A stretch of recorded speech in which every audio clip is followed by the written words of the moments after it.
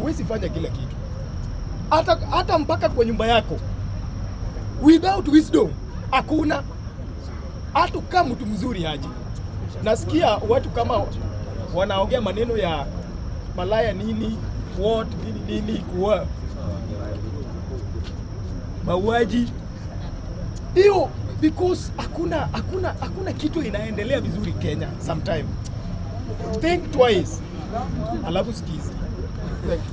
Thank you very much.